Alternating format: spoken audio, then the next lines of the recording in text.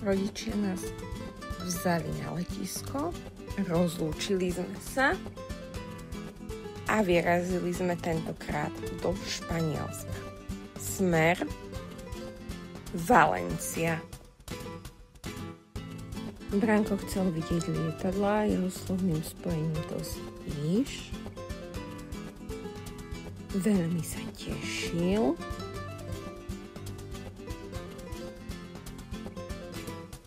Pozeral oknom a chytili sa za ruky. Pozerali z okna, tiež sme pozerali rozprávky a večerali. A už sme pristáli. Cestou na hotel Branko pozeral krajinu a okolie. A sme na hoteli.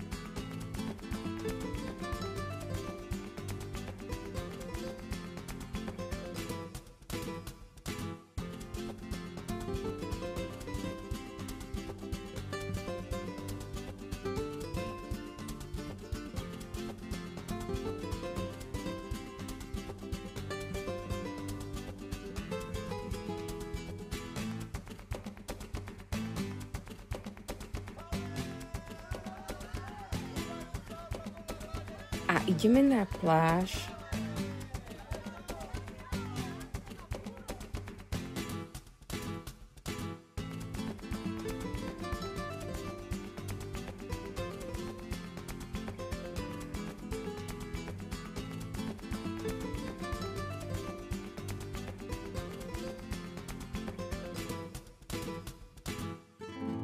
Branko sa prešiel po piesku, vybláznil v mori.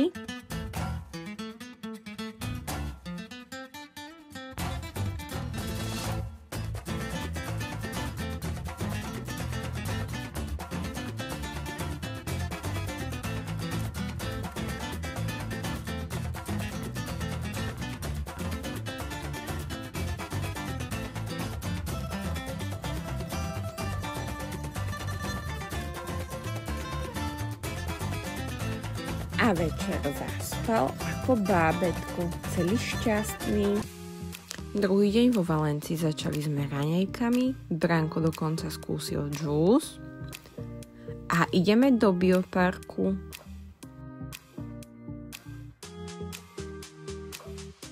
Nájdete tu mnohé zvieratka a každému sa snažia simulovať biotyp, ako by žili vo voľnej prírode.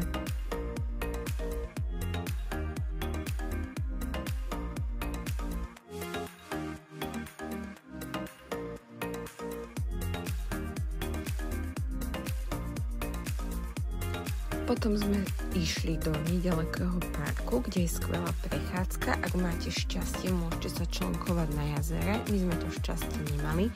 Branko bol na mňa trochu nahnevaný.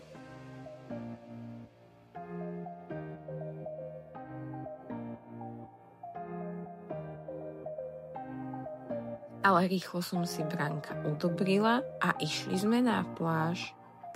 Najedli sme sa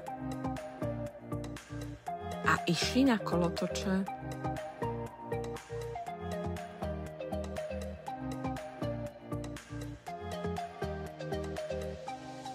A nakoniec sme sa prešli po Túria parku.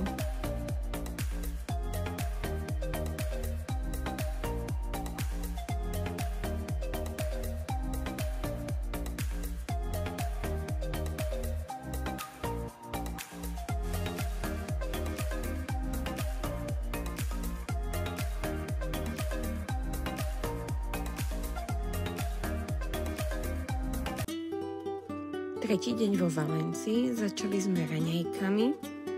Pôvodný plán oceanografik, pláž, plavba loďkou, pláž, ale človek mieni, Pán Boh mení.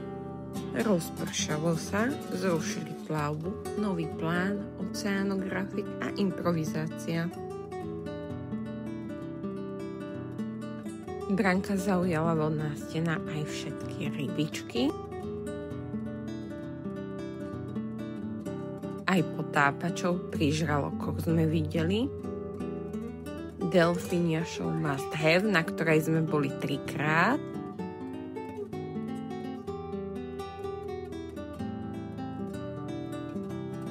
Keď Brankovi začala byť zima, hneď som mu kúpila mikinu aj dvoje nové ponožky. Branka nadchla arktická aj severná zóna, belugy, tučniaky. Aj ľadu sa dotkol.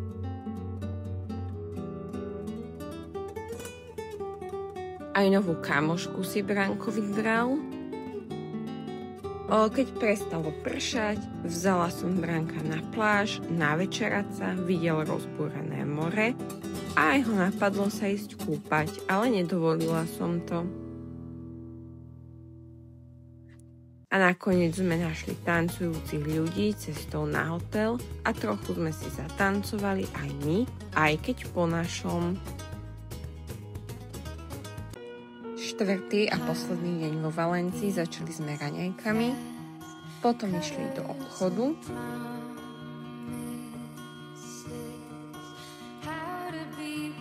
Branka bolela hlava, tak dostali Balgín. A keď prešla, išli sme do centra Valencie, zastavili sme sa v katedrále.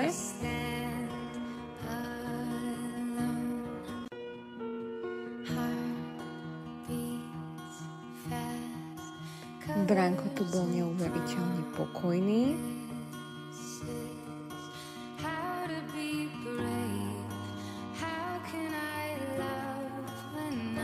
Čo on múzea nemá rád, tak ticho, toto múzeum v katedrále očarilo.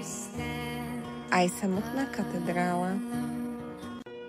V centre Branka zaujala samozrejme hudba.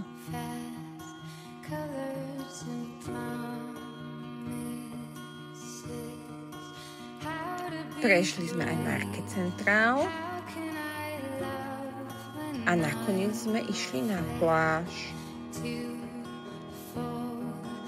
Potom sme išli po kufre, nasadli do taxíka na letisko. Brankovi bolo trochu zle, taxikár nepríjemný, ale pre istotu na zvyšok cesty sme dali lieky od nevoľnosti. A celý zvyšok cesty počúval hudbu a prespinkal. A tatino nás počkal na letisku a vzal domov. Biopark vo Valencii. Návšteva vám zaberie jedno do obedia, ktoré stojí za to. A park je bezbariérový, zvieratá sú rozdelené do biotypov, ako by žili vo voľnej prírode.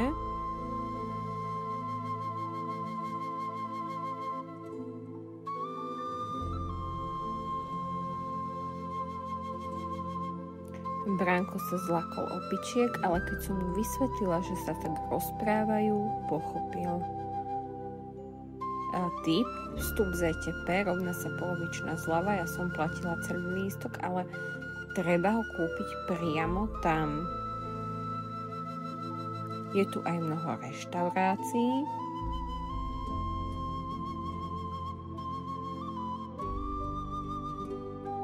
Branka zaujal slon.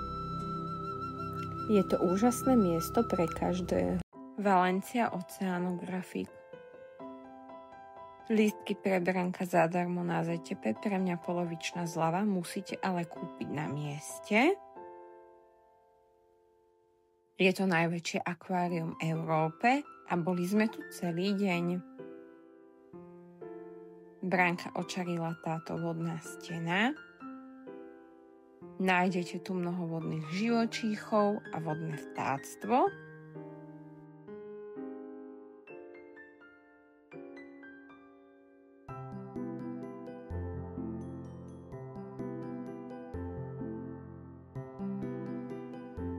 Krokodíla. Delfiniu show, na ktorej sme boli 3-krát, ale Branko bol sklamaný, lebo sa nemohol mojkať s delfínmi, ako by on chcel aj s ostatnými živočíchmi.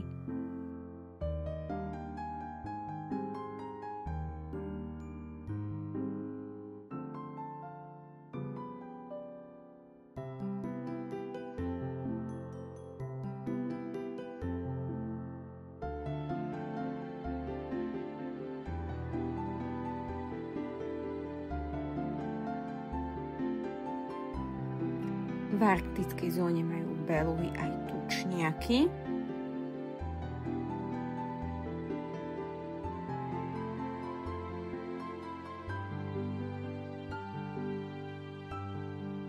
Dokonca aj lát.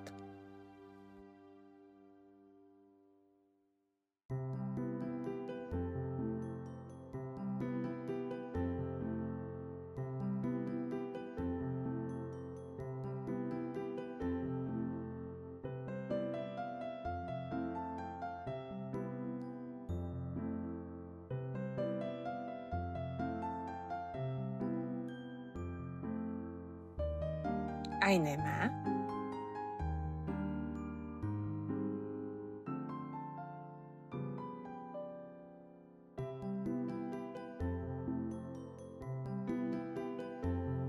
Nemusíte sa báť, je to dokonca aj bezbariérové. A suvenír Mikina ponožky, lebo Brankovi bola zima, ale hlavne túto plyšovú korytnačku.